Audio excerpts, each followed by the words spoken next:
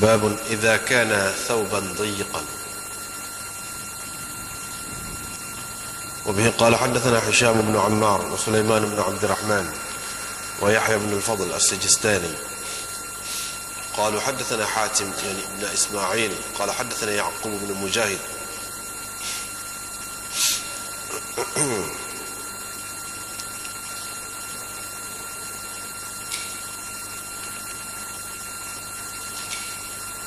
حدثنا يعقوب بن مجاهد أبو حزرة عن عبادة بن الوليد بن عبادة بن الصامت قال أتينا جابرا يعني ابن عبد الله قال سرت مع رسول الله صلى الله عليه وسلم في غزوة فقام يصلي وكانت علي بردة ذهبت أخالف بين طرفيها فلم تبلغني وكانت لها ذباذب فنكستها ثم خالفت بين طرفيها ثم تراقصت عليها لا تسقط ثم جئت حتى قمت عن يسار رسول الله صلى الله عليه وسلم فأخذ بيدي فأدارني حتى أقامني عن يمينه فجاء ابن صخر حتى قام عن يساره فأخذنا بيديه جميعا حتى أقامنا خلفه قال وجعل رسول الله صلى الله عليه وسلم يرمقني وأنا لا أشعر ثم فطنت به فأشار إلي أن أتزر بها فلما فرغ رسول الله صلى الله عليه وسلم قال يا جابر قلت لبيك يا رسول الله قال إذا كان واسعا فخالف بين طرفيه وإذا كان ضيقا فاشدده على حقوك. Baca dah ni.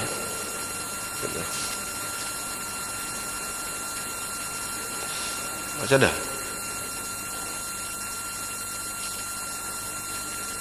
Saya baca.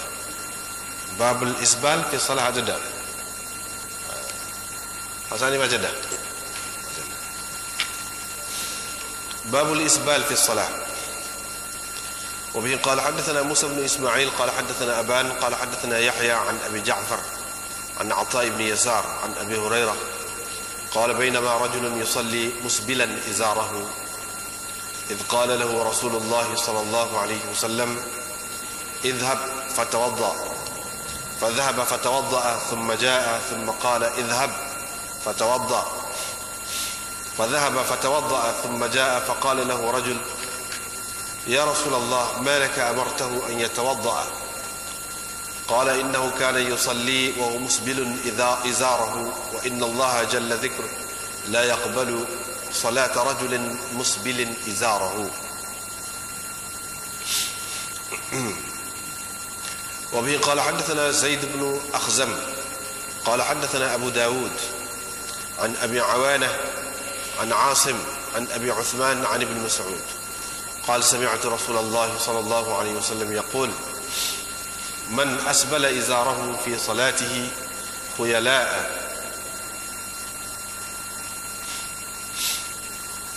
فليس من الله جل ذكره في حل ولا حرام. قال أبو داود روى هذا جماعة عن عاصم موقوفا على ابن مسعود منهم حماد بن سلمة وحماد بن زيد وأبو الأحوص وأبو معاوية. باب من قال يتزر به إذا كان ضيقا. وبه قال حدثنا سليمان بن حرب قال حدثنا حماد بن زيد عن أيوب عن نافع عن ابن عمر قال قال رسول الله صلى الله عليه وسلم أو قال عمر إذا كان لأحدكم ثوبان فليصلي فيهما فإن لم يكن إلا ثوب واحد فليتزر به ولا يشتمل اشتمال اليهود. وبه قال حدثنا محمد بن يحيى الذهلي قال حدثنا سعيد بن محمد قال حدثنا أبو تميلة قال حدثنا أبو المنيب عبد الله العتكي أن عبد الله بن بريدة عن أبيه قال نهى رسول الله صلى الله عليه وسلم أن يصلي في لحاف لا يتوشح به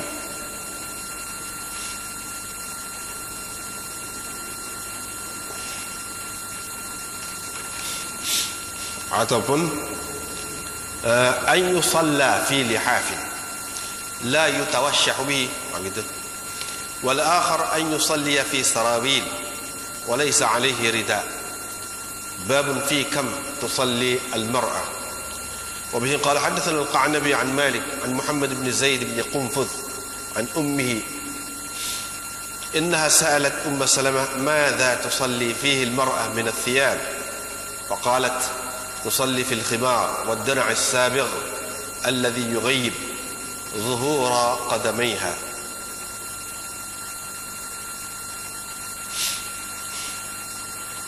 وبه قال حدثنا مجاهد بن موسى قال حدثنا عثمان بن عمر قال حدثنا عبد الرحمن بن عبد الله يعني ابن دينار عن محمد بن زيد بهذا الحديث. قال عن أم سلمة أنها سألت النبي صلى الله عليه وسلم أتصلي المرأة في درع وخمار ليس عليها إزار؟ قال إذا كان الدرع سابغا يغطي ظهور قدميها. قال أبو داود روى هذا الحديث مالك بن أنس وبكر بن مضر وحفص بن غياث وإسماعيل بن جعفر وابن أبي ذئب وابن إسحاق عن محمد بن زيد عن أمه عن أم سلمة لم يذكر أحد منهم النبي صلى الله عليه وسلم، قصروا به على أم سلمة. باب المرأة تصلي بغير خمار. وبه قال حدثنا محمد بن المثنى قال حدثنا حجاج بن منهال قال حدثنا حماد عن قتادة عن محمد بن سيرين عن صفية بنت الحارث عن عائشة عن النبي صلى الله عليه وسلم أنه قال لا يقبل الله صلاة حائض إلا بخمار. قال أبو داود رواه سعيد يعني ابن أبي عروبة عن قتادة عن الحسن عن النبي صلى الله عليه وسلم. وبه قال حدثنا محمد بن عبيد قال حدثنا حماد بن زيد عن أيوب عن محمد أن عائشة نزلت على صفية أم طلحة الطلحات فرأت بنات لها فقالت إن رسول الله صلى الله عليه وسلم دخل وفي حجرة جارية فألقى إلي حقوة وقال لي شقيه بشقتين فأعطي هذه نصفا والفتاة التي عند أم سلمة نصفا فإني لا أراها إلا قد حاضت أو لا أراها إلا قد حاضتا. قال أبو داود وكذا رواه هشام عن ابن سيرين.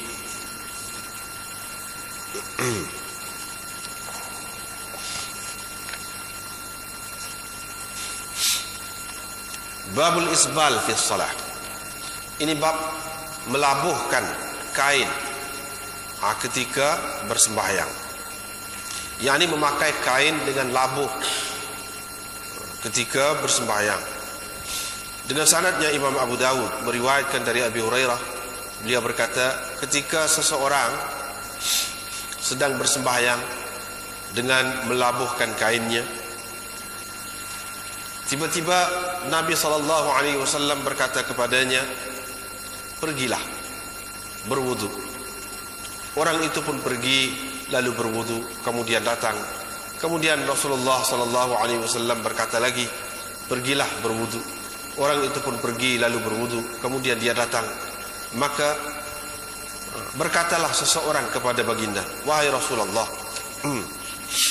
malaka amartahu an yatawadda'a, kenapa engkau suruh dia, yakni kenapa engkau terus menyuruh dia pergi berwudu?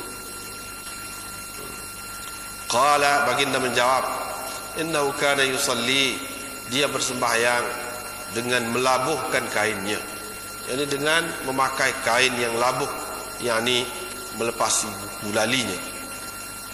Dan Allah Jalla Dzikruh tidak menerima sembahyang seseorang yang melabuhkan kainnya, yakni melepasi gulali. Dengan sanadnya Imam Abu Dawud meriwayatkan dari Ibnu Mas'ud, beliau berkata, saya telah mendengar Rasulullah SAW bersabda, sesiapa yang melabuhkan kainnya dalam sembahyang, dengan sombong.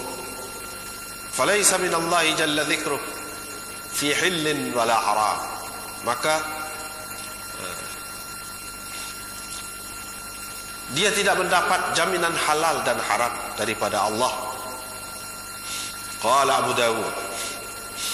Abu Dawud berkata, hadis ini telah diriwayatkan oleh sekumpulan perawi-perawi daripada Asim secara mauquf pada Aisyah, pada Ibnu Mas'ud. Di antara mereka ialah Hammad bin Salamah, Hammad bin Zaid, Abul Ahwas dan Abu Muawiyah. Bab orang yang berkata ataupun berpendapat yattaziru bihi, seseorang perlu memakai kain itu sebagai kain yang dipakai. Kalau kain itu sempit ataupun kain itu pendek. Diriwayatkan dari Ibnu Umar, beliau berkata Rasulullah sallallahu alaihi wasallam bersabda, atau beliau berkata, Umar berkata, kalau seseorang daripada kamu mempunyai dua helai kain, maka hendaklah dia menggunakan kedua-duanya ketika bersembahyang. Tetapi kalau dia tidak mempunyai kecuali satu atau sehelai kain sahaja, falyattazir bihi, maka hendaklah dia menggunanya sebagai izar, yakni kain, kain yang dipakai dekat pinggan, di pinggan, seperti kita pakai kain pelekat itulah. Wala yashtamil istimal al-yahud, dan janganlah dia berselimut seperti berselimutnya orang-orang Yahudi.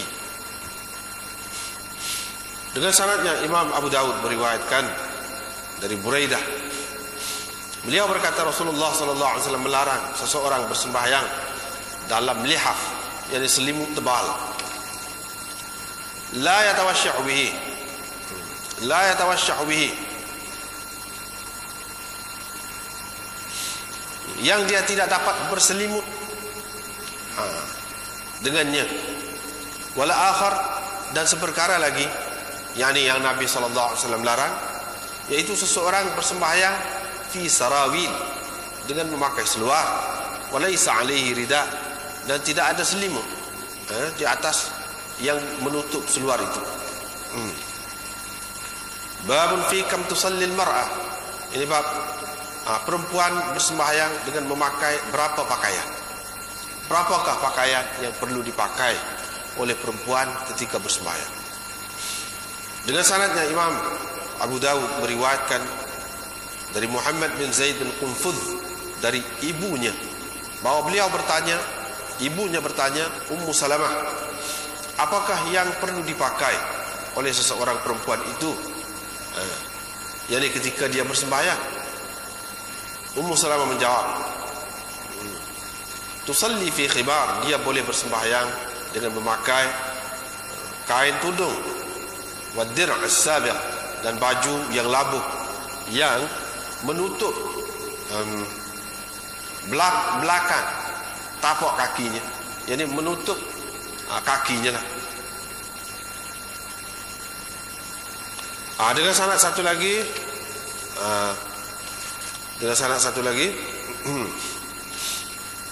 daripada perawi yang sama juga, Muhammad bin Zaid, qala, cuma dia kata daripada Ummi Salamah, bahawa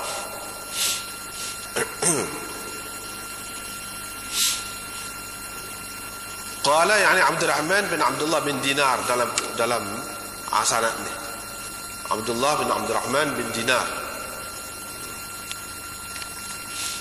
dia kata daripada Ummi Salamah, yakni mak dia tadi, mak Muhammad bin Zaid bin Qunfudh tadi, mengambil daripada Ummi Salamah bahawasanya Ummu Salamah telah bertanya Nabi sallallahu alaihi wasallam, atusallil mar'atu, bolehkah seseorang perempuan itu bersembahyang dengan memakai baju dan kain telekung, kain tudung, dengan tidak ada lagi kain yang dipakai di sebelah dalamnya?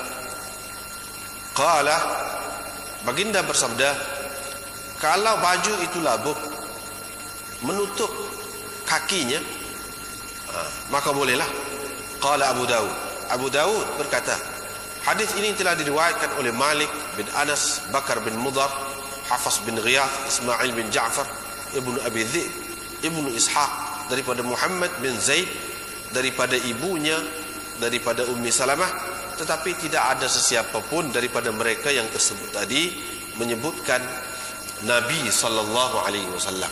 Mereka menghentikan riwayat pada Ummi Salamah. Yang ini mauquf pada Ummi Salamah. Bab perempuan bersembahyang tanpa memakai tudung, tanpa memakai telekung. Dengan sanadnya Imam Abu Dawud meriwayatkan dari Aisyah dari Nabi sallallahu alaihi wasallam bahwa baginda bersabda, Allah tidak menerima sembahyang seseorang perempuan yang telah berhaid kecuali dengan dia memakai tudung, yakni ketika bersembahyang. Abu Dawud berkata, hadis ini telah diriwayatkan oleh Sa'id, maksud beliau ialah Sa'id bin Abi Arubah, dari Qatadah, dari Hasan, dari Nabi sallallahu alaihi wasallam. Dengan sanad satu lagi, Imam Abu Dawud meriwayatkan daripada Muhammad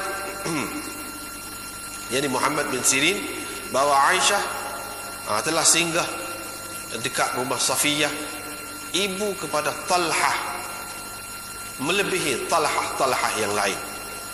Ibu kepada Talhah bagi sekalian Talhah. Jadi Talhah yang paling istimewa daripada sekian ramai Talhah. Dia pun tengok beberapa orang anak perempuannya, maka dia berkata, yani Aisyah berkata, sesungguhnya Rasulullah sallallahu alaihi wasallam pernah masuk ke rumahku pada ketika itu. Di dalam rumahku ada seorang gadis. Baginda pun mencampakkan kepadaku hiqwahu, kainnya. Dan dia berkata, bagi dua kain itu dan berikan sebahagian dari separuh daripadanya kepada dia ni,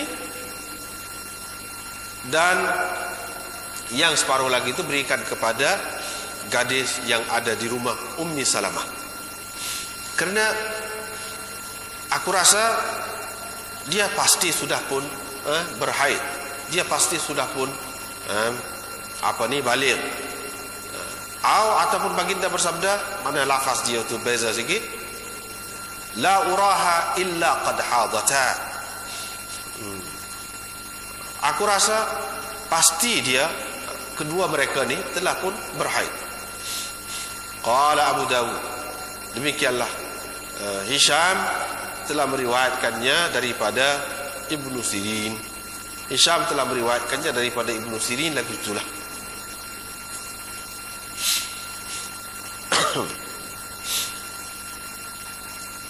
Nah, saya kata.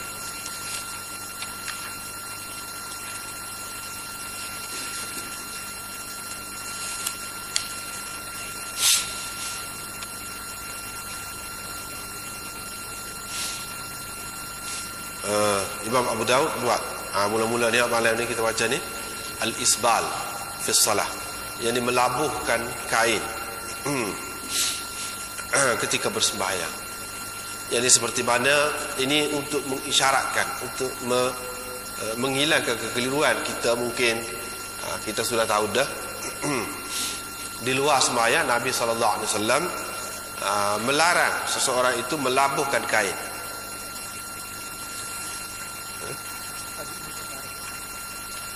Oh ni dah. Oh gitu. Kita kembali kepada tajuk sebelum itu. Kita baca saja. Babun idza kana thawban dayiqan, kalau kain itu sempit. Kalau baru ni kan kalau kain itu besar, boleh juga kita nak sambung ke apa. Ni kalau kain itu sempit, yang ni sempit tu pendek lah, tidak panjang. Kalau kita nak buat selimut seluruh tubuh kita, mungkin tak dapat dengan sempurna lah. Maka bagaimana kita nak buat? Kalau kain itu hanya sekadar padat untuk kita pakai di bahagian bawah saja, yang ini menutupi antara pusat dan lutut, katakanlah. Kalau setara tu saja ada kain itu, maka macam mana? Di sini Imam Abu Dawud bawa mari hadis Ubadah bin As-Samit, hadis Ubadah bin Al-Walid bin Ubadah bin As-Samit. Dia cerita kami pergi berjumpa dengan Jabir bin Abdullah, sahabat Nabi sallallahu alaihi wasallam. Jabir pun cerita pernah kami keluar untuk pergi berperang bersama Nabi sallallahu alaihi wasallam. Nabi sallallahu alaihi wasallam pun bersemayam. Ketika tu aku ada satu kain selimut, tapi kain selimut tu pendek. Aku pun mula nak menyilangkan selimut di hujung dia tu, ke sebelah sini dan ke sebelah sini. Nak buat gitu tapi tak sampai. Yang ni pasal pendek sangatlah kain itu. Tetapi dia ada hujung dia. Ada hujung-hujung dia, renda dia. Zabadib itu maknanya renda-renda dia. Aku pun terbalikkannya. Kemudian menyilangkan kedua tepinya. Kemudian aku pun mengepitnya dengan dagu.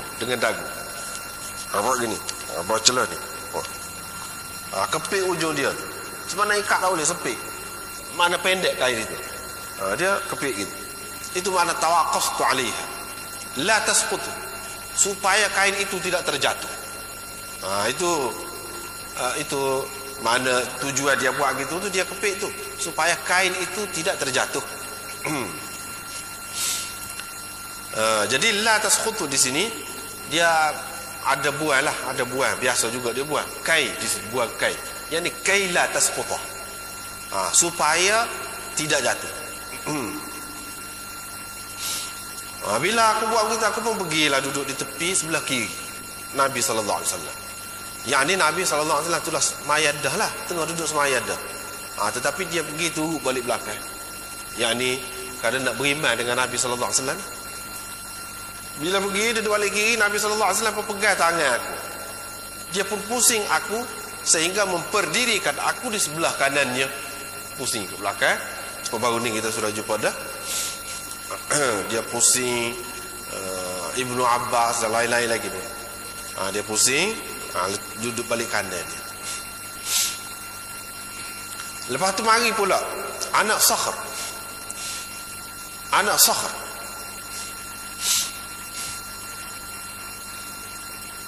Dia tu mari pula.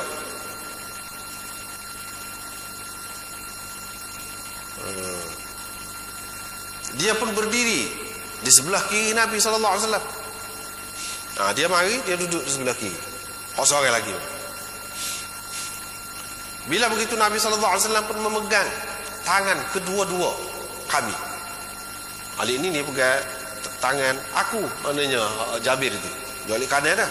Kali ini kau itu. Dia pegang hatta aqamana khalfahu, dan dia tolak ke belakang. Dia tolak ke belakang. Ke belakang. Qala, perawi berkata, yakni Jabir berkata, lepas pada tu Rasulullah sallallahu alaihi wasallam pun memerhatikan aku. Tetapi aku tak sedar. Aku tak perasan. Selepas tu baru aku perasan, aku sedar. Aku faham dia perhati aku. Fa asyara ilayya. Beliau pun mengisyaratkan kepadaku supaya attazira biha, supaya aku gunakan sebagai kain yang dipakai di bahagian bawah sahaja. Dia isyarat begitu. Maknanya apa ya, Nabi sallallahu alaihi wasallam perhati dia ni dan isyarat saja. Kira-kira aja di sini Nabi sallallahu alaihi wasallam duduk jauh dan boleh jadi sibuklah duduk cakap dengan orang lain ke ataupun duduk buat apa-apa ke, dia pakai isyarat. Isyarat supaya pakai bawah saja. Isyarat supaya pakai bawah sajalah. Bila Rasulullah sallallahu alaihi wasallam selesai, ini maknanya tadi dia tengah sibuk dengan sesuatu perkara. Dia pun kata, wahai Jabir. Aku pun menjawab, ya saya wahai Rasulullah. Qala, baginda pun bersabda, kalau kain itu luas, yang ini besar, maka bolehlah kamu silangkan hujung kedua-dua kain itu, kedua-dua hujung kain itu. Jadi bolehlah engkau silang hak ni biar marelik ni, hak ni biar marelik ni. Bolehlah engkau buat lagu tu. Dan kalau kain itu sempit, yakni pendek, maka engkau perkemaskan, pakaikan di pinggang kamu. Yang dipakai sebagai kain lah yang dipakai di bahagian bawah. yakni untuk menutup antara pusat dan lutut itu. Inilah hadisnya. Ada beberapa perkara yang kita boleh ambil dalam hadis ini. Yang pertamanya, kalau di kalangan sahabat, nak benar dia tahu daripada sahabat. Kalau dia tu sahabat kecil, dia nak benar tahu daripada sahabat besar, sahabat yang lebih tua daripada dia, apa-apa sajalah daripada Rasulullah sallallahu alaihi wasallam. Kalau tabi'in pula, dia tak ada dengan Rasulullah sallallahu alaihi wasallam, dia tak ada dengan sahabat-sahabat besar, katakanlah, maka dia akan ikut kati molek, dia akan tu ambil berat tentang sahabat-sahabat. Kalau tabi'in, sebab nak tahu macam mana Rasulullah sallallahu alaihi wasallam buat. Macam sini, bila berjumpa dengan Jabir, ada cerita sekali. Daripada situlah dapat hadis cerita Jabir ini. Itu yang pertama. Maknanya ambil berat orang-orang Islam ni daripada dulu lagi, ambil berat tentang soal-soal agama ni. Dia nak tahu tentang punca agama ni. Begitu juga orang yang di atas itu, dia ambil berat tentang agama ni. Dia nak cerita kepada orang yang kemudian, tidak kata pakai tinggal begitu ya, tak.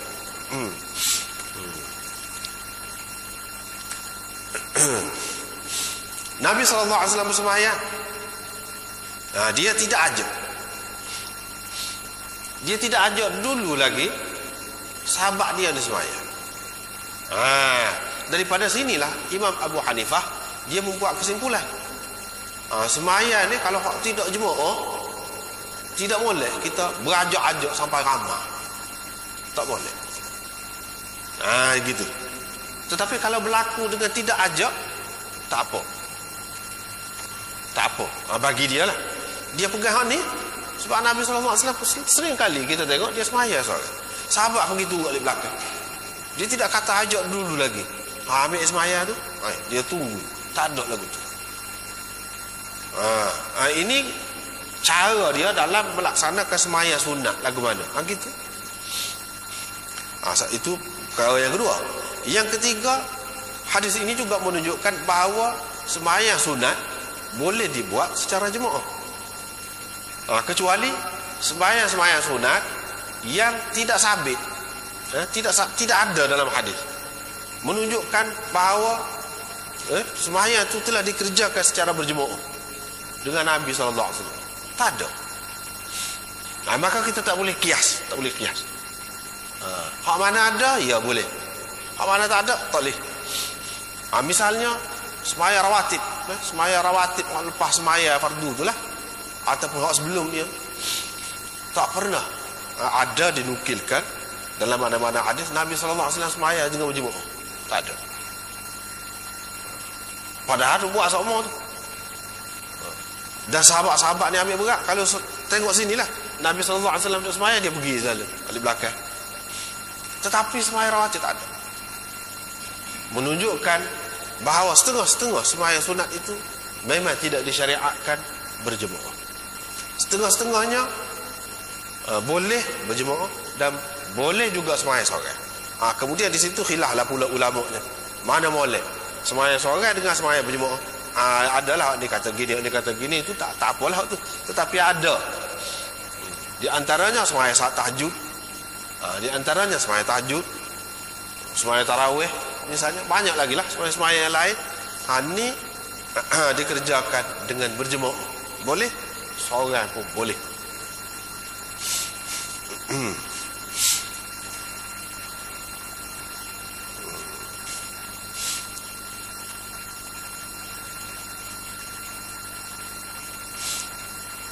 Itu perkara yang ketiga. Perkara yang keempat, bila kita nak sembahyang, dia kena tutup aurat. Sebab itu Jabir ini dia cuba nak tutup. Dan Nabi SAW ajar kepada dia dan sahabat-sahabat lain, seperti baru ni kita sudah jumpa dah, iaitu dia suruh tutup bahu. Sebab itu dia nak usaha tu, nak silangkan kain selimut dia tu supaya tutup bahu. Bahkan Imam baru ni kita sudah sebut dah, Imam Ahmad mengatakan tak sah sembahyang tu kalau tak tutup bahu. Sebab itulah dia cuba. Padahal kita kata dah, lagu tu pakai bahagian bawah sajalah. Tidak, dia cuba nak buat gitu. Bila ini menunjukkan Nabi SAW sangat menggalakkan lah. Kalau kita tidak anggap sebagai wajib sekalipun, seperti Imam Ahmad tu, mana dia menggalakkan supaya menutup lah. Sebab itulah sahabat-sahabat ni cuba. Tetapi keadaan dia saat ni, kain dia tu tak sampai. Kain dia tu tak sampai. Bila kain tak sampai, tapi dia ada renda-renda dia tu. Renda-renda dia. Renda-renda dia tu, dia nak buat apa? Maknanya boleh hujung dia tu boleh. Boleh guna jugalah hujung dia. Jadi nak guna tu nak guna macam mana? Nak guna macam mana? Daripada sinilah pula orang dalam mazhab Hanafi dia kata kalau sikit-sikit nampak tu aurat kita ni ketika kita semaya, dalam keadaan seseorang tu tidak ada kain lah, tak apa. Tidak ada kain lain. Sikit-sikit nampak tak apa. Nampak pohon kau sikit-sikit. Nampak bahagian bawah pusat kau sikit-sikit. Pinggan ni kau sikit-sikit. Di celah-celah kain, renda kain tu kan, celah-celah tu tak apa. Daripada sinilah di antara hadisnya ni dah banyak lagi lauk lain-lain. Dia terbalik. Kamu mana terbalik kan? Dia nak suruh panjang tu kan. Kalau kita buat ni panjang ni, gini, kita kata gini, kain tu gini. Kalau tidak 4 segi kita kata gini. Panjang lah, 4 segi panjang. Tapi kalau kita ambil kok bucu, kan dia lebih panjang. Itu makna terbalikkan itu. Kalau dia pakai lilit betul seperti tadi, dia tidak berapa panjang. Tetapi kalau dia ambil kok bucu, dia mungkin dia boleh. Dia cuba lagu tu lah tu. Dia cuba buat ambil kok bucu. Jadi panjang sikit. Tetapi pendeknya kain itu sehingga dia tak boleh ikat. Seperti baru ni kita sudah jumpa dah kan, dia suruh ikat di belakang ni, kau ikat. Ni tak boleh ikat. Itu sebab dia kepit dengan dagu dia. Itu perkara yang keempat. Yang kelimanya, dia pergi duduk di sebelah kiri Nabi SAW. Baru ni pun kita sudah jumpa dah. Kalau dengan tu imam makmum seorang, bukan duduk sebelah kiri, tetapi duduk sebelah kanan. Jadi ini silap. Bila silap, Nabi SAW ubahlah kesilapan itu dengan cara pegang tangan dia. Ini perkara yang kena pula. Tak apa bergerak lagu tu dalam sembahyang, tak apa, tidak membatalkan sembahyang. Sebab apa? Itu ada masalah, orang panggil masalah sembahyang. Masalah sembahyang tidak semestinya berkait dengan kita sendiri. Orang lain pun boleh. Orang dekat-dekat lah, setakat mana kita boleh capai. Setakat mana kita boleh capai. Jadi boleh pegang pusing kau ni, kawan tu pun turut lah. Berjalan tu. Lepas tu mari balik ni. Pegalik ni pula. Mari letak balik ni. Tak apa sekadar tu. Perbuatan tu iman. Apa? Dan makmum pula berjalan berapa langkah tu kita kata.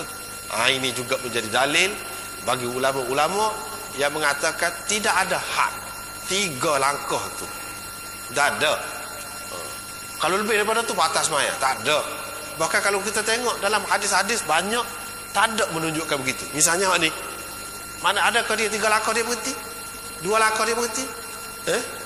Ataupun 3 langkah lepas pada tu berhenti dulu? Tak ada tu, pakai pusing turun. Tak ada ayat. Mana kalau banyak langkah pun boleh jadi. Tidak ada hak itu. Tidak ada ketentuan. Cuma mereka sebut banyak tu tak boleh. Banyak langkah. Jadi banyak tu, situlah kata banyak ni 3. Sebab kan dalam bahasa Arab ni 3 tu dia kira banyak dah. Kalau 2 tu dia panggil tasniyah. Tidak jamak lagi. Itu dari segi ijtihad.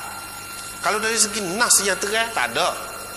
Yang kata kena, kalau berjalan, so 2, 3, berhenti. So 2, berhenti. Jangan so 2, 3, 4. Selalu pergi. Tak ada lagu tu. Ketetapan lagu tu tak ada. Sebab itu ada khilaf.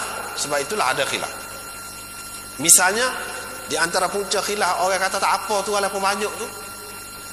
Jangan jadi supaya orang nampak supaya jalan lah. Lagu tu baru tak boleh. Ini kalau jalan dengan maksud maslahat semaya, tak apa lagi. Tak apa. Salah satu dalil mereka ni.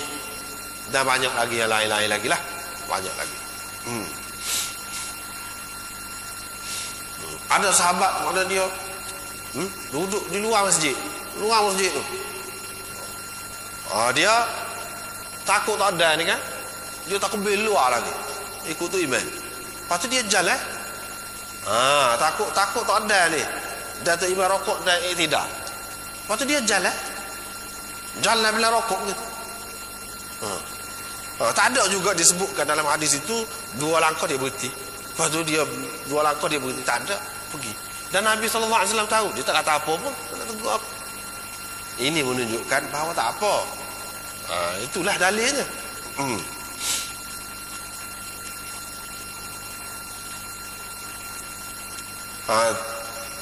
Itu ada. Lepas tu yang ketujuhnya, molek duduk sebelah kanan. Lebih afdal duduk sebelah kanan. Kalau duduk sebelah kiri, siapa tak sah nak semaya? Baru ni kita sudah sebut dah sebahagiannya. Ada yang kata makruh, ada yang kata siapa tak sah, ada. Tetapi kebanyakan ulama mengatakan tidak, makruh saja paling tingginya. Tak molek lah. Hak moleknya duduk balik kanan. Walaupun setara bukan benda hak mesti, Nabi SAW ubah juga suruh bagi duduk balik kanan. Itu yang ketujuh. Mari seorang lagi dia duduk balik kiri. Duduk balik kiri itu kira kena ke tidak? Kalau baru ni kan Ibnu Mas'ud, dia semaya balik kanan dia seorang, balik kiri dia seorang. Dia pakai hadis lain. Baru ni kita sudah bincang dah hak tu. Hak ni Nabi SAW tidak biarkan gini. Duduk sebelah alik kanan dia, alik kiri dia, tidak. Tapi dia pegang tangan kedua-dua ni, dia mundurkan ke belakang. Mereka pun tu mundur ke belakang. Beginilah cara sunnahnya. Kalau semaya, kalau 2 orang, kalau seorang memanglah duduk sebelah tu imam tu balik kanan. Tapi kalau 2 orang, kedua-duanya membuat saf lah di belakang imam. Gitu cara. Bukan duduk alik ni seorang, tidak lagu tu. Nabi SAW ajar cara. Begitulah. Itulah yang terbaik.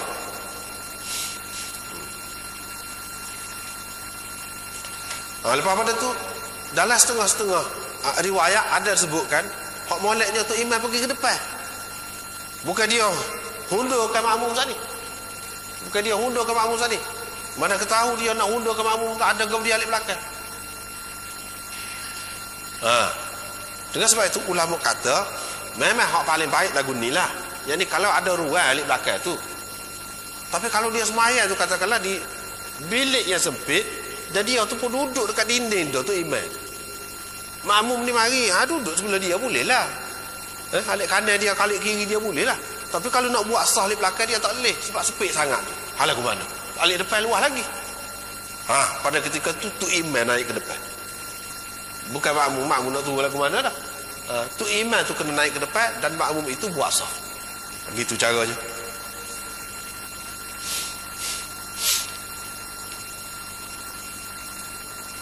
Tetapi hak paling moleknya kalau ada ruang di belakang tu, makmum kena undur ke belakang. Sebab imam ni dia yang orang kena jaga, kena ikut dia, bukan dia kena ikut orang. Kecuali dalam keadaan macam ni lah, ruang tak ada dari belakang tu. Yang seterusnya, yang ke-8, boleh isyarat. Isyarat sekiranya difaham boleh. Dah baguslah, tak apa isyarat itu, boleh.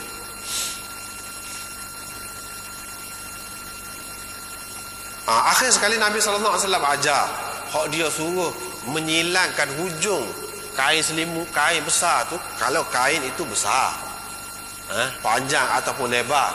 Tapi kalau kain itu pendek, tak perlu buat lagu tu. Tetapi yang perlunya apa? Pakai bahagian bawah. Daripada sinilah ulama-ulama yang mengatakan tidak wajib tutup bahu ni. Dia pegang dengan ni lah. Sebab Nabi SAW sendiri suruh pakai bahagian bawah. Lepas tu bahagian atas ni tak ada tutup dah lah. Ya Jabir tadi bergomong nak bagi tu nak tutup atas ni lah. Tak kira. Yang utamanya hak bawah ni. Hak tu lebih utama. Kalau sekiranya tak cukup. Ini juga menjadi dalil kepada orang yang mengatakan, termasuklah Imam Syafi'i, Imam Malik, Imam Abu Hanifah dan lain-lain lagi, dia kata kalau tak pakai baju pun tak apa, asal pakai kain saja. Boleh dah menutup aurat bahagian bawah tu, tak apa dah. Cumanya kalau orang tu ada kain banyak, ada pakaian, lebih molek lah, lebih sempurna lah kalau dia pakai kain, ataupun pakaian yang lain yang lengkap. Tapi kalau dia tak ada, atau katakanlah panas sangat, dalam keadaan panas sangat, boleh begitu. Kalau mazhab Ahmad tak boleh lah, panas pun tak boleh. Moga dia wajib, sampai tak sah nak sembahyang, kena tutup juga ni. Kalau tak boleh pakai baju pun, sebarlah juga apa ni, kain serban kau atas ni, atas baru. Dia kena letak juga. Tak pakai baju tak apa, tapi kena tutup. Tak mesti pakai baju tu, tutup bahu. Kalau kita nak melera, nak jaga hak dia tu, lebih baik lagi lah. Hak semolek-moleknya gitulah. Apabila kita belajar ni kan, ada hak kata tak boleh. Hak kata tak boleh tu kita boleh jaga. Moleknya kita jaga. Kita jaga juga. Kemudian babul isbal fi salah. Ini bab melabuhkan pakaian dalam sembahyang. Seperti mana kita sudah maklum dah, di luar sembahyang Nabi SAW sebut sama, jangan melabuhkan pakaian. Allah SWT tidak pandang kepada orang yang pakai kain dia dengan labuh, jela-jela. Maksud labuh tu melepasi buku lali. Itu maksud takbui tu. Itu labuh tu. Bagaimana kalau dalam sembahyang? Bagaimana kalau dalam sembahyang? Itu dia nak bahas ini. Dia nak bicara sininya tu. Kalau di luar sembahyang, ya, kita sudah tahu dah. Kalau dalam sembahyang, lagu mana? Sini nak cerita. Masalah di luar sembahyang itu pun, apa sebenarnya Nabi SAW larang? Bukanlah kerana kain itu sendiri. Bukanlah kerana kain itu semata-mata, tapi kerana benda lain. Jadi kita katakan haramnya itu bukan haram li dzatihi dalam kaedahnya, tetapi haram li ghairihi. Haram kerana benda lain. Sebab apa? Sebab dalam adat orang-orang Arab dulu, kalau orang-orang besar, orang-orang yang lebih bangsawan, orang-orang yang dimuliakan, orang-orang yang sombong, takabur dalam masyarakat tu, cara dia pakaian dia hanya beza daripada orang lain, iaitu dia labuh.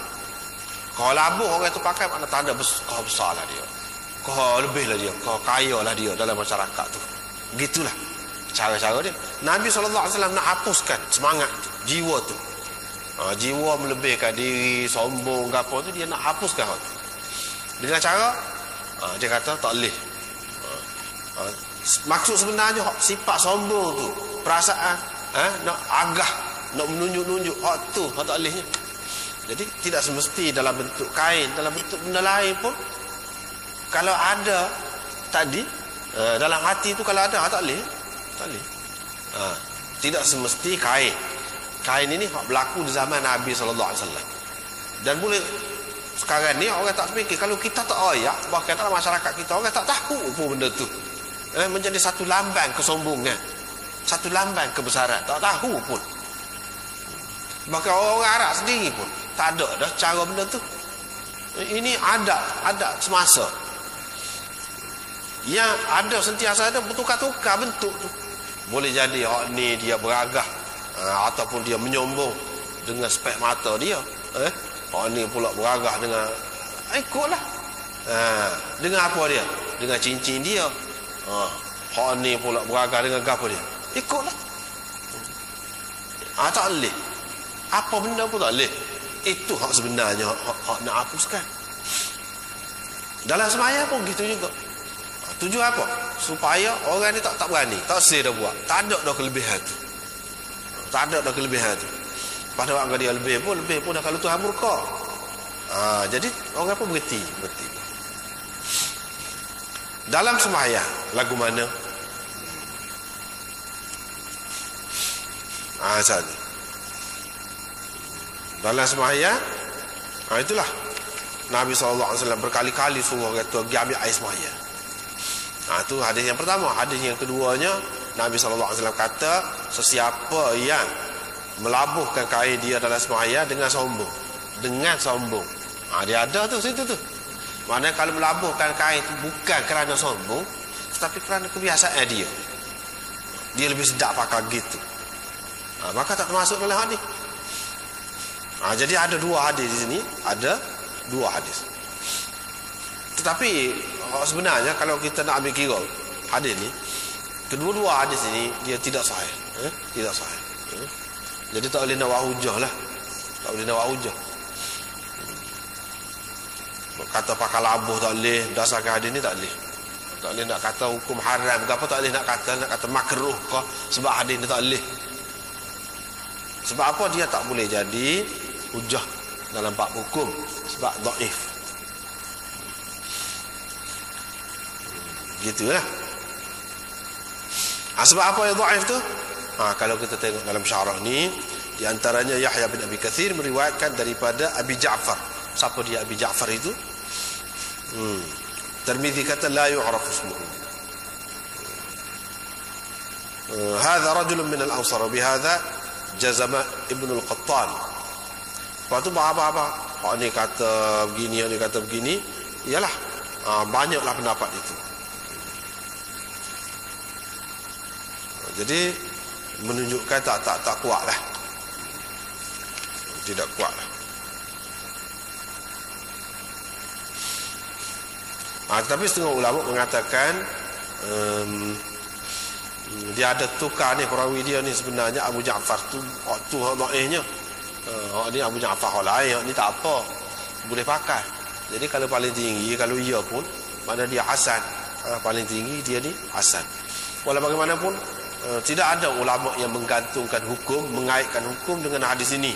Mana sampai dia kata haram pakai kain labuh, berdasarkan hadis ini tak ada. Tak ada. Paling tinggi kurang boleh lah. Khilaf aula sajalah. Khilaf aula.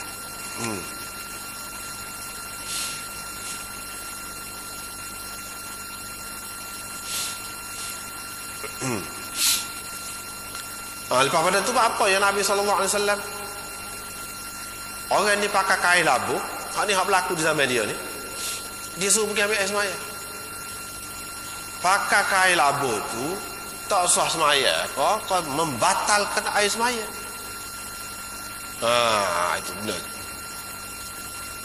Kalau kita ambil pendapat yang mengatakan hadis ini boleh tinggi sikit lah, maknanya taraf hasan, kita kata, maka boleh nak bahas panjang lagi pun munasabah lah.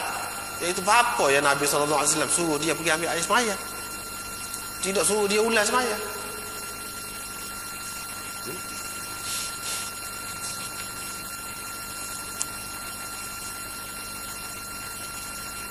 Sebab dalam hadis ini dia sebut innahu kana yusalli wa huwa musbilun izarah.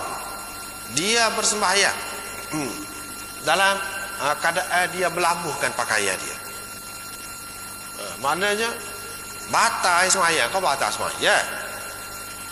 Kan setengah-setengah tu orang hak tak sah sembahyang ni dia suruh ulas sembahyang semula, dia tak suruh ambil air sembahyang. Hak ni apa? Suruh ambil air sembahyang.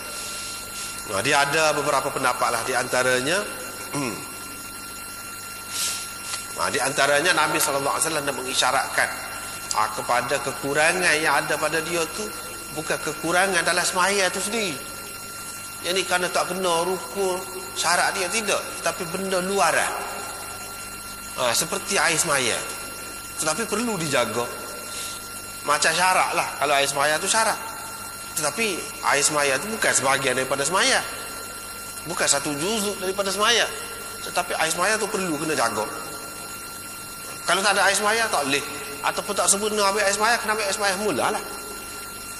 Hak ni pun supaya tu juga benda yang di luar daripada semaya, bukan sebahagian daripada semaya, tidak, tetapi kena jaga juga ni. Isyarat kepada hak tu lah. Satu. Ada juga yang mengatakan Nabi SAW berkali-kali tu nak suruh dia memikir, nak suruh dia memikir sendiri, biar dia cari sendiri apa kesalahan. Itu pendapat yang kedua. Pendapat yang ketiga, yang Nabi SAW suruh pergi ambil air semaya tu, yang ni sinilah hak ahli-ahli hikmat tu dia kata Air semaya itu maknanya taubat, isyarat kepada taubat. Artinya kalau seseorang itu ambil air semaya tetapi dia masih lagi buat sesuatu yang melambangkan, menampakkan kesombongan, ketakaburan dia tu, maka tak ada makna ambil air semaya. Supaya tak ambil air semaya, dia kena bertaubat lagi. Dia kena bertaubat lagi. Dengan cara apa? Dengan cara pergi ambil air semaya. Sebab itu dia suruh pergi ambil air semaya ni. Gitu. Pendapat seterusnya dia kata memang lagu tu juga suruh pergi ambil air semaya tu bukanlah air semaya tu sebahagian daripada semaya.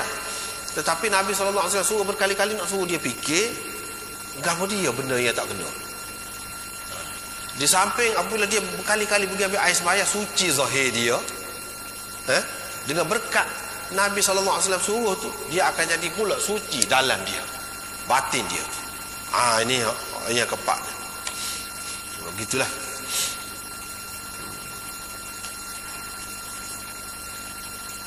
Artinya kalau berdasarkan hadis ini, kita ketika semaya tu janganlah pula, terutamanya ketika kita semaya depan orang, ataupun dengan berjemaah, dengan pergi ke masjid, dengan kita memakai sesuatu yang menarik perhatian orang, yang melambangkan kesombongan kita, yang menunjukkan kita ni lebih daripada orang lain. Sehingga boleh jadi kalau orang tengok pada kita tu, fikiran dia tu jadi melayan-layan pergi kepada pakaian kita ataupun sesuatu yang ada pada kita. Jangan kita buat lagu tu. Jangan kita buat lagu tu. Sebab apa? Itu akan mengurangkan sembahyang seseorang itu. Jadi tak ada nilai dia, tak ada nilai dia. Dalam riwayat yang satu lagi,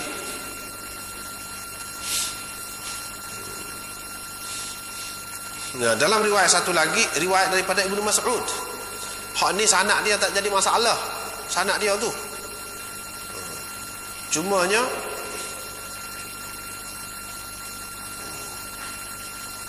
yang jadi masalahnya kepada dia, perawi dia ni. Hak ni, hak Imam Abu Daud komen. Imam Abu Daud kata hadis ni ramai orang telah meriwayatkan daripada Asim. Yang ni selain daripada Abi Awanah meriwayatkannya daripada Asim, ramai lagi orang lain yang meriwayatkan daripada Asim. Tapi hak seramai-ramai orang tu meriwayatkan hadis ini secara mauquf, yang ni berhenti setakat Ibnu Mas'ud. Yang ni hak ni sebagai kata-kata Ibnu Mas'ud, berhenti setakat tu. Bukan kata dia ada dengar Nabi SAW kata, tak ada. Artinya Imam Abu Daud nak mengisyaratkan kepada syadnya hadis ini. Syad. Kalau tu bila sanad dia tu sahih belaka, orang-orang thiqah, orang-orang molek belaka, tiba-tiba hak ni macam hak ni, dia seorang aja meriwayatkan beza daripada perawi-perawi yang lain. Perawi lain berhenti sekat Ibnu Mas'ud lah. Hak ni melarat lagi, pak kata lagi Ibnu Mas'ud kata saya dengar Rasulullah sallallahu alaihi wasallam kata. Artinya man asbala izarahu fi salatihi ini kata-kata Rasulullah. Sebab hak lagu ni seorang. Bila seorang walaupun dia orang kuat, orang panggil hadis itu syah. Bila syah, dia jadi dhaif lah. Dia dhaif juga. Nah itulah kaedah dia. Sebab itu Imam Abu Dawud mari ni. Ni orang-orang ni meriwayatkan. Minhum Muhammad bin Salamah, Muhammad bin Zaid, Abul Ahwas, Abu Muawiyah, semuanya meriwayatkan. Tetapi mereka berhenti sekat tu je. Yang ini sebagai kata-kata Ibnu Mas'ud. Walaupun kata-kata Ibnu Mas'ud, takkanlah Ibnu Mas'ud nak kata lagu ni mengikut fikiran dia. Tentu dia tahu daripada Nabi sallallahu alaihi wasallam. Walaupun begitu, tidak jelas daripada Nabi sallallahu alaihi wasallam. Ini hak seorang sahabat boleh jadi dia kira kalau di luar semaya pun lagu tu mana Tuhan tak suka kepada orang yang melabuhkan pakaian ni, dalam semaya pun lagu tu lah. Lagu tu lah juga. Boleh jadi itu ijtihad dia. Jadi sebab itu kedudukannya berbeza. Kalau kata sampai ke Nabi dengan sampai kepada sahabat, dia beza. Walau bagaimanapun, kalau kita terima ni, kita terima ni sanak dia molek belakang, kalau kita nak terima juga kita kata, maka tak jadi masalah. Sebab apa dalam hadis ini dia ada sebut khuyala. Jadi orang yang melabuhkan pakaian dia dalam sembahyang dengan menyombong, dengan maksud tu. Kalau tidak ada niat tu tak apa. Kalau tak ada niat tu. Kalau tidak ada maksud. Kalau ada maksud tu tak boleh. Kalau orang sembahyang dengan melabuhkan pakaian dia tu dengan sombong, falaisa minallahi jalla dzikr fi hillin wala haram. Dia tidak berada dalam halal dan haram daripada Allah. Ada beberapa makna dia. Itu salah satu maknanya lah. Iaitu Allah SWT tidak menghalalkan untuk dia masuk syurga. Itu makna fi hillin. Wala haram, Allah SWT tidak mengharamkan dia ni masuk neraka. Itu maknanya laisa minallahi jalla dzikru fi hillin wala haram.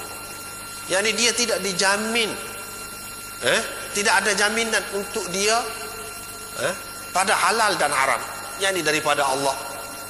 Tidak ada jaminan daripada Allah untuk dia halal masuk syurga. Tidak ada jaminan daripada Allah untuk dia haram masuk neraka. Tak ada lagu tu. Itu satu makna. Lagi makna dia, di antara makna dia iaitu Allah SWT tidak ada jaminan. Allah SWT akan melepaskan dia daripada dosa. Itu makna hil, itu makna halal itu.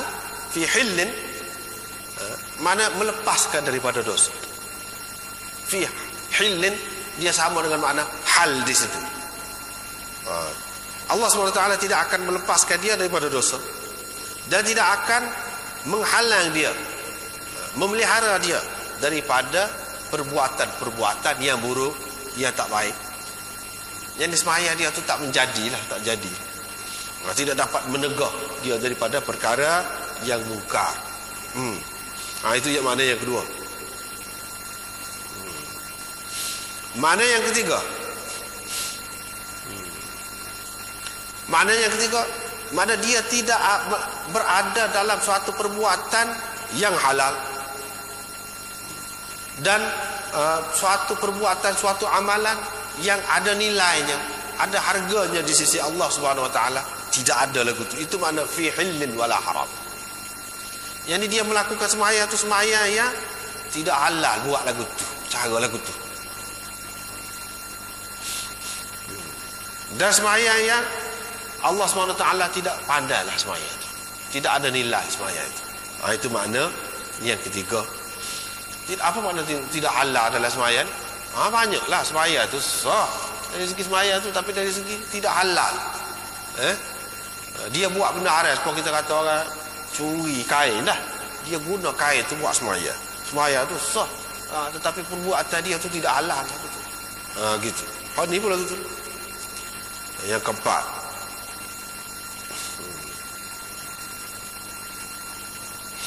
yang kelimanya, orang yang melakukan begitu dengan maksud sombong itu, bermakna dia menghalalkan kesombongan itu.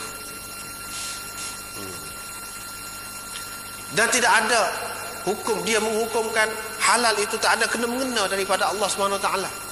Tidak ada kena-mengena. Allah yang menghalalkan, yang mengharamkan. Hak sebenarnya tiba-tiba dia pula yang menghalalkan.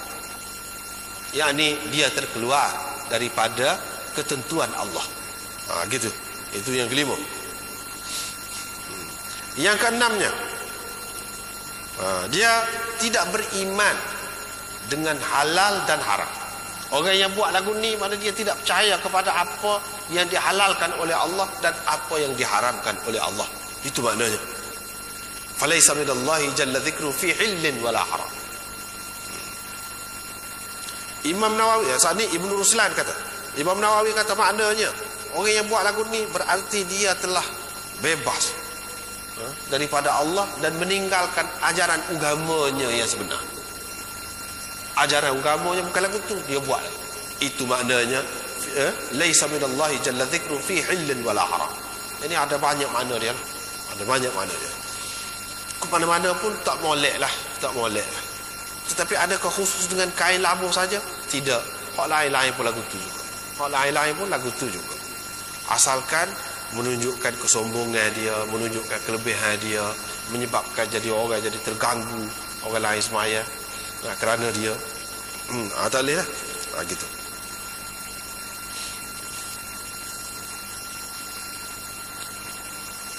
Bab man qala yattaziru bihi idza kana dayiqan. Sepot tadi juga. Kalau seseorang tu kain dia sempit, pendek, maka dia buat kain lah, mana untuk menutup bahagian bawah dia. Ini sepot tadi je. Riwayat daripada Nafi' daripada Ibn Umar, beliau berkata Rasulullah sallallahu alaihi wasallam bersabda, atau dia berkata, Umar berkata. Ini syak perawi antara Nabi sallallahu alaihi wasallam kata ataupun Umar, yakni ayah kepada Ibn Umar tu kata. Yakni kalau ada dua pakaian, pakailah baju ke, seluar ke, kain ke, kita kata pakailah. Tapi kalau tidak ada, kecuali satu saja, maka pakai, buat kain. Jangan berselimut seperti selimut orang Yahudi. Selimut orang Yahudi ni ke mana? Iaitu dengan baru ni kita sudah sebut dah, iaitu selimut ni tangan duduk dalam. Dalam ni kosong, tak ada apa-apa. Dalam ni seluar pun tak ada. Ni lingkup belakang. Tangan duduk dalam. Nak akak tak kebir pun tak boleh. Nak sujud, nak letak tangan ke mana? Tak boleh. Nak letak tangan atas lutut ni boleh, kira lagi kita kata kut dalam. Tapi kalau nak sujud mesti kena di luar ni. Dah sudah duduk dalam, nak letak ke mana? Kalau selimut dia pun tak boleh lagi. Hak boleh baru ni selimut tu, maknanya kalau ni kita kata hak ni, hak ni mari ikut ni. Mari ikut ni, tak boleh ni. Hak ni pula mari ikut ni. Mari tudung ikut ni. Lagu tu tak apa. Tangan duduk di luar. Tangan duduk di luar. Bukan tangan duduk dalam. Tapi kalau kita berselimut, misalnya negeri-negeri sejuk, negeri-negeri sejuk, selimut dalam ni kita pakai baju.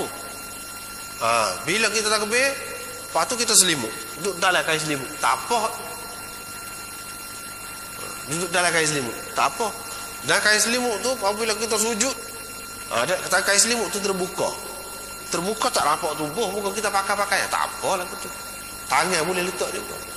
Hak tak bolehnya siapa tak boleh nak keluar tangan tu, itu orang panggil istimal al-yahud ataupun istimal as-samma. Orang panggil istimal as-samma.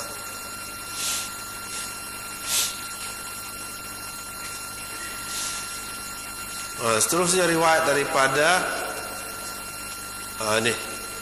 Buraidah. Riwayat daripada Buraidah.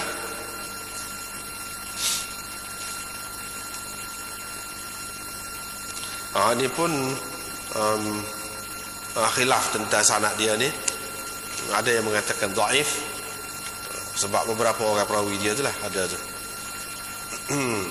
Mana tak boleh semaya, Nabi SAW larang semaya dalam leha. Dia tidak boleh berselimut dengan ni. Itu sah lah kan. Mana sini tak boleh pakai lah. Mana kalau leha tu besar, tak apa, boleh ya. Tidak kata lehaf ni tempat kita dia tak ada. Serupa dengan toto lah, kita kata serupa toto. Tapi lebih tebal lagi pada toto tu. Lebih tebal lagi pada toto, tebal ni.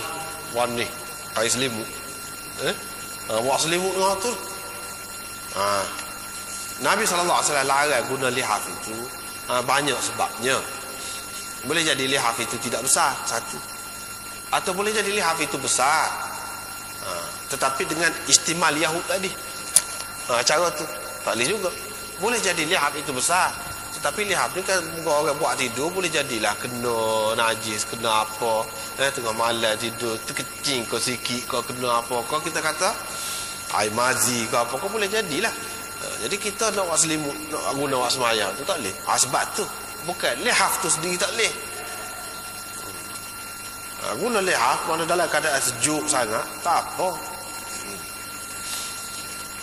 Jadi bagi orang yang kata tak apa tu, dia tak heranlah hadis ni, sebab hadis ni bagi dia dhaif. Yang kata dhaif itu apa? Tu Abu Tumailah tu seorang, Abul Munib tu seorang. Perawi-perawi yang dipertikaikan mana dalam sanad ini.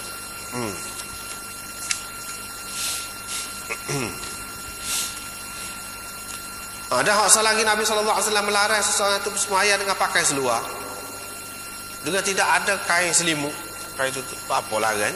Kalau seluar itu sudah menutup aurat, Dia bercanggah lah. Sebab itulah ulama kata hadis dhaif ni dia ada lah benda-benda yang bercanggah. Kalau seluar tu sudah menutup aurat apa, ini umum. Seluar tu boleh jadi seluar pendek, boleh jadi seluar panjang.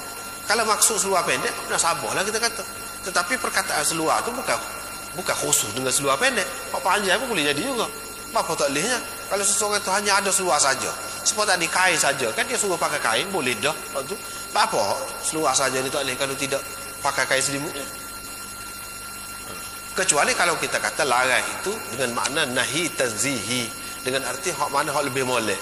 Hak lebih moleknya jangan pakai seluar saja. Lepas tu terdedah bahagian atas ni. Hak moleknya tudung juga. Ya, kalau lagu tu. Kalau dengan makna haram siapa tak sah? Tidak. Tidak lagu tu. Kecuali hak tadilah hak Imam Ahmad. Dia kata kalau tak tudung bahagian atas ni tak boleh. Kecuali kalau pendapat dia, mengikut pendapat dia. Tapi kalau mengikut orang lain, tak apa. Siapa lagi?